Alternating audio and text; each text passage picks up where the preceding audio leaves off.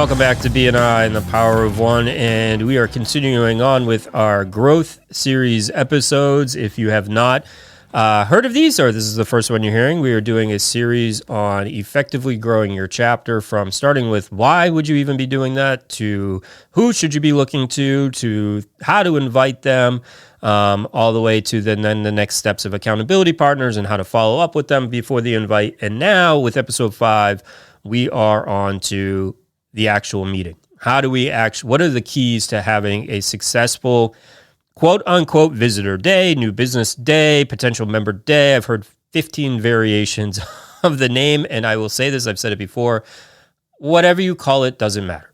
It just doesn't. The people who tell me like, oh, we've had more success since we've called it an open business day, I was looking like, okay, it just doesn't matter. It really doesn't. I could care less. If you find more value in saying it's an open business day versus a visitor day, or a potential member day versus an open business, it doesn't matter. What matters is, did we do anything to make it effective in the front end? Meaning, did we actually invite?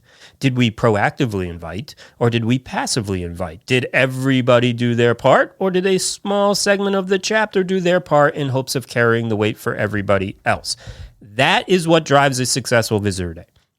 By successful, I mean how many visitors are showing up. Okay, the next part of the successful visitor day is what happens at the meeting and how many of these visitors do we actually convert and all that kind of stuff, which we're going to get into. But the first, however many episodes, I think 4 episodes, are all on the here's what we need to do to give ourselves the greatest opportunity to have a successful visitor day, or new member day, or open business day, or potential new member day, or fill in the blank.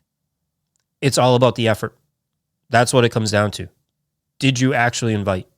And did you actually put in time and effort to focusing those invites and having strategy and picking up the phone and calling people?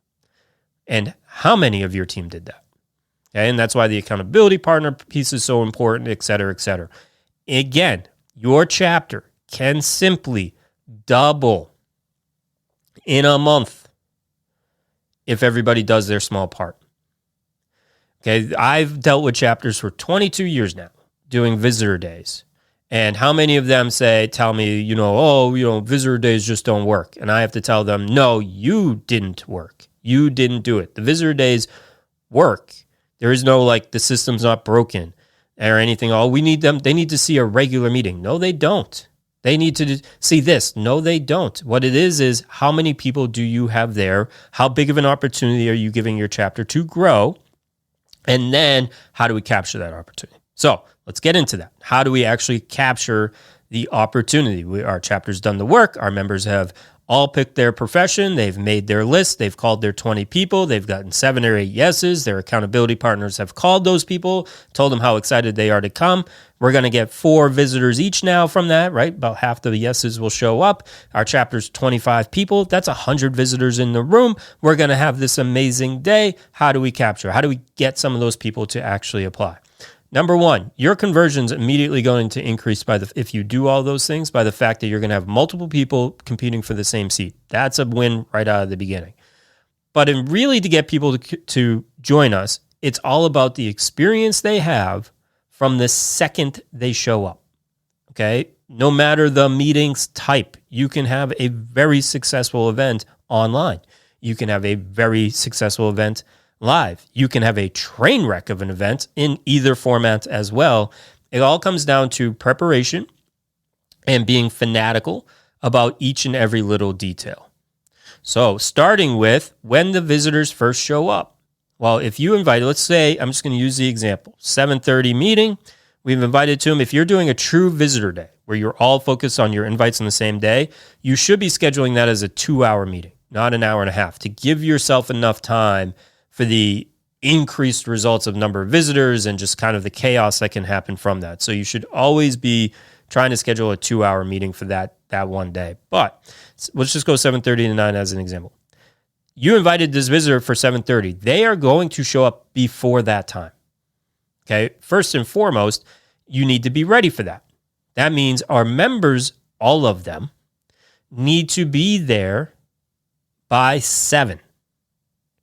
Not 7:29. By 7. for that day. And I get that people have childcare issues and getting kids on the bus and everything else. You should be planning this out where most, if not all your members should be able to prepare for that moment. Because again, I treat it like if I came up with their favorite thing in the world to do and said, hey, but you got to meet me at 7 a.m., they would figure out a way to meet me at 7 a.m. There's always a way to figure it out, okay? So you should be plenty of time for everybody to figure that out.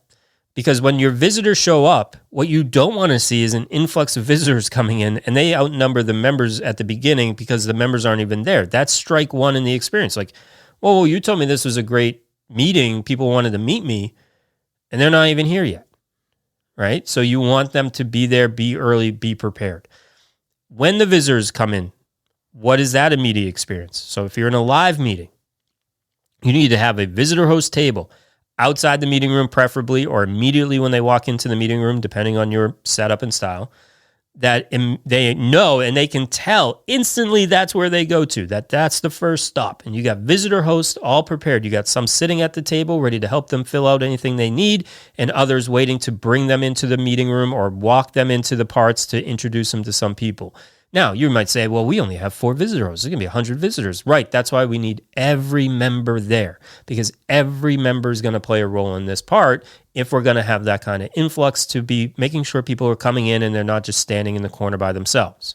Okay. On that visitor host table, sign-in sheets for people that you weren't expecting. You want to make a real impact, you should already have all of these visitors registered in BNI Connect and thus have a list of who you're expecting. Having a list out there and say, okay, can I have your name? Oh, my name's Jim Smith. Oh, yeah, Jim, we see you right here. We got you registered. Thank you. Over here, you're going to find your name badge that we've already printed out for you. These are the details, right? Like you have their stick-on name badge ready to go. Not, hey, here's a marker, fill this out.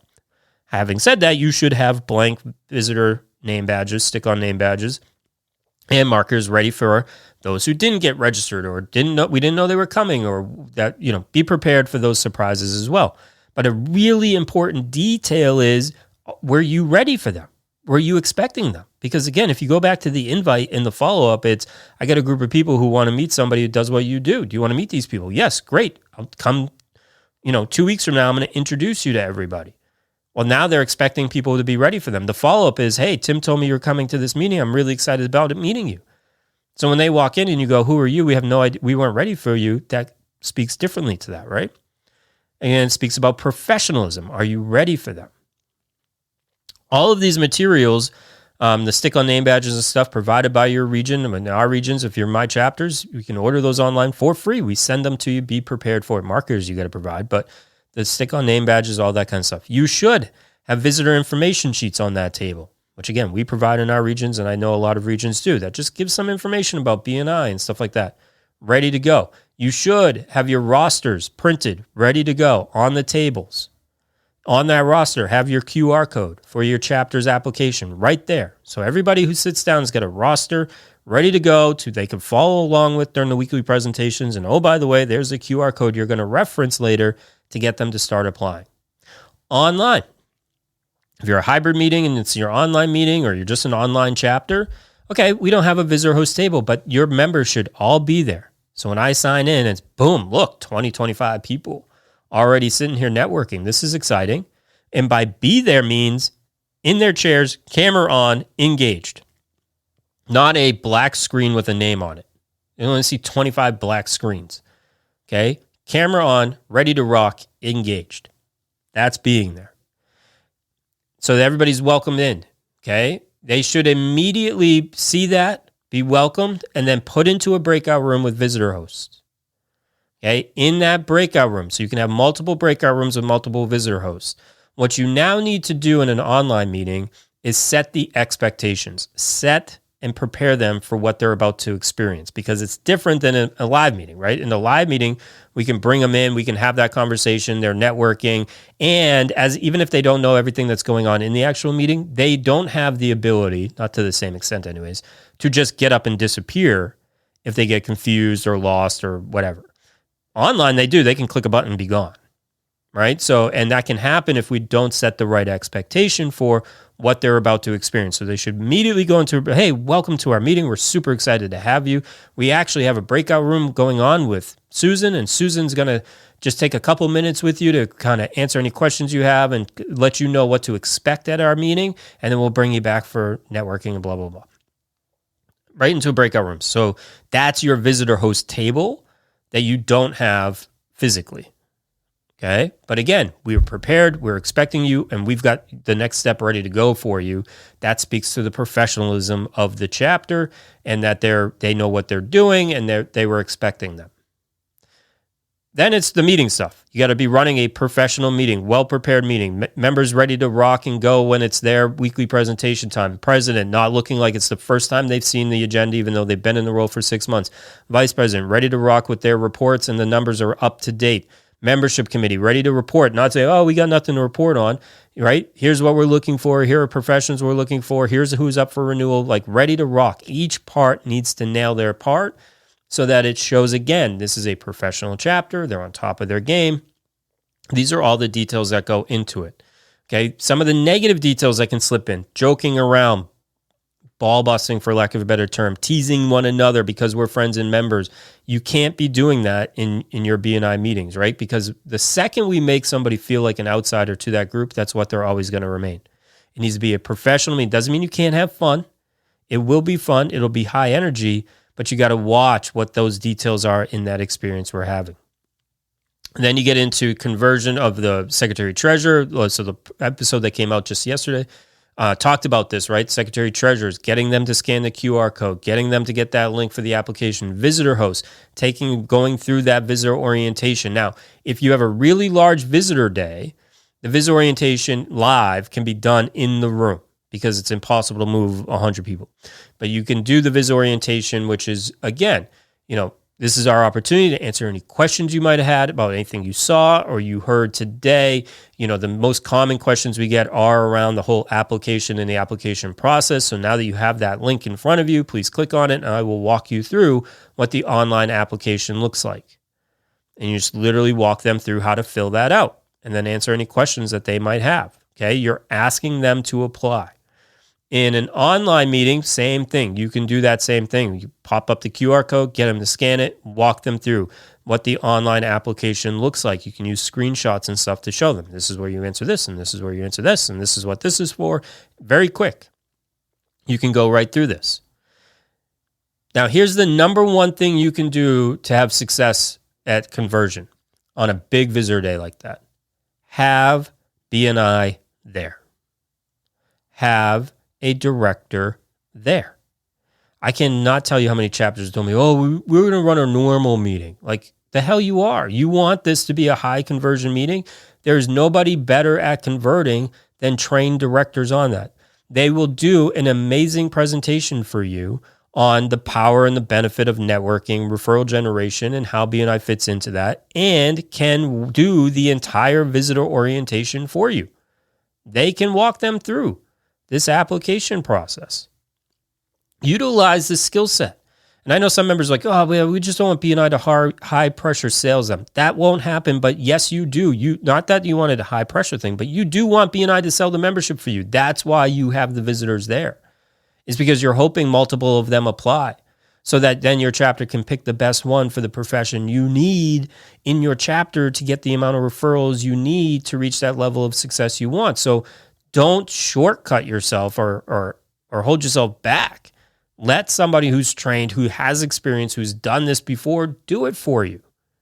It just makes perfect sense. That is the best thing you can do, but they will walk through that visitor orientation.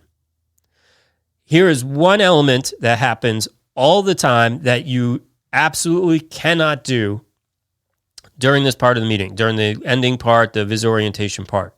And I'm going to say, I get where it comes from. I know most people have no idea about the impact they're having when they do it, the negative impact they're having when they do it. They come from a good place. I completely get it, but it absolutely derails all the work you put in to having this day. And that is the member who stands up and says, oh, well, you don't actually have to apply today. You're allowed to visit twice, so why don't you just come back next week? You kill everything. if you've ever done that, or if you've ever thought about doing that, and if you've ever been in a chapter, you've seen that happen, it kills everything. Because if that was any of us, like as a visitor, then what are we going to do? Oh, yeah, okay, great. I'll just come back. Why do it now? I'll just do it next week, except for they're not in the habit of coming next week. It's not on their schedule to come next week yet. Now you're going to have to chase them again and remind them to come. And by the way, if they say they're going to fill out the application later, they might have great intentions of doing that. They're more likely to get talked out of doing it once they leave the group than if they start the application at the chapter. It's just true of nature, right? So if they start the application, they're excited about it. Even if they don't finish it, they go home, they start talking about it with their spouses or colleagues or whatever. Even if people are like, oh, you shouldn't do that, if you really consider it, they're more likely to convince themselves to still do it because they've started it, versus if it's like something they'll get to and then they go home and somebody's like, wow, you really want to do that? They'll talk themselves out of it. Your goal at the end of the day is to increase your network. Your goal is to increase your opportunities to achieve your desired success. You want that to happen as soon as possible because you need that person in your chapter as soon as possible to start the relationship building process to do all that. There's a time lag between getting a member in the group and you getting results from it. So every time we punt it down the road, even though it seems like a week, it's not a week. It's going to be 2 or 3 weeks now. And then it's a month, and then so forth, right? You've put all this time and effort into the inviting. You've put all this effort into having them there, to having multiple of them there, and you want them to start that process now. So it's a completely innocent thing. I've never believed for a second anybody's done that like with bad intentions, obviously. And it's just unfortunately how most people even do sales is they're very passive and they're afraid of that like ultimate rejection. So instead of getting rejected, we just kind of, oh, well, yeah, but you don't have to say yes or no now. You can do that next week. Just come back. And then they don't show up. So there's your no, but they never told you no into your face. It's like, no, ask them to make a decision. Is this something you want to do? Yes or no? Right now. Right? So just don't do that. Fight that urge. Can they come back next week? Of course they could come back next week. Are they allowed to visit twice before they need to apply? Yes. But why tell them that? That's more of a, I'm not really sure. I don't know if this is the right fit for me. I really got to check with some people. I've got some concerns then you can be like, listen, let's talk about it. Let's meet, or let me answer any of these concerns. But tell you what, come back next week, see it again. And at the end of that meeting, make a decision. That's what that's for. It's not for an automatic like, oh, well, you can come twice. So just come twice before making a decision, because that's what they're going to do. Only half of them won't because they're, again, not in the habit, whatever. So successful visitor days. Let me recap all of this 18 minutes. Utilize your help. Utilize the experience. Utilize the experts. Have a director there. Have them do the presentation for you. And oh, by the way, we're going to have a member do the presentation. That's not ultimately fair to everybody, right? Like, who gets to be the lucky one that gets to do their business presentation in front of 100 people while everybody else only gets 25, right? So utilize that time to let BNI do that for you. Let BNI be there to help you accomplish the goal you have. They can also do the visit orientation. Pay attention, be fanatical about your details, be earlier than you ever are. Be prepared as a chapter, as a leadership team. Be prepared for your visitors coming in. Be engaged. Be visible. So again, live meeting, everybody's there. They're walking around. They're open networking. Online meeting, everybody's in there. Cameras on, ready to engage. Set expectations with the visitor orientation at the beginning online, and then ask for the application in the meeting. And again, use BNI to do this, but ask for the application and don't give them the automatic, oh, just come back next week out, because that's exactly what you're going to get. All right. Work with your directors. Whoever's managing your chapter, whether it's a managing director like in our regions or a director consultant in some others, work with that person, plan it out, take your time, and it can be extremely successful. It should be extremely successful. Again, it doesn't matter what you call it. It's all just about the upfront effort and then these details at the end. We'll wrap up with some follow-up advice and those kind of things in our next episode of the Growth Series. But I go back to the fact that all of these things are simple. I'll end with this. These are all simple things. Showing up early, simple. Being prepared, simple. Utilizing the help is simple. Being engaged is simple. Inviting, simple. Figuring out the profession to invite, simple. They're all simple things. But they can be challenging. They may not be easy. And it comes down to believing and wanting the result bad enough to make it happen. If you do that, you can have a ton of fun. It could be a ton of energy. It can spark your chapter. It can create a lot of momentum. It can truly impact your results, both as a group and as an individual, sometimes to levels you're not even predicting. Those are all possible if you put in that front end effort, if you put in that front end focus, and you kind of get out of some of the bad habits, complacency things every chapter falls into. Completely natural, completely normal, and use this opportunity to really expand your chapter again. Unless you're significant in size, by significant in size I mean 70 plus, 65 plus. Anything under that, you can double. In the 75 plus, you can still grow significantly. But 50, 40, 30, 20, so forth, you should and could double with the right effort through this series and through these visitor days. So hopefully you're finding value in it. I appreciate all your comments. And if you haven't, we'd love to get a testimonial from you, either Apple Podcasts or Spotify, however you're finding this. Just go to those resources, leave us a review. I really appreciate everybody who's taken time to do that. And we'll talk to you soon.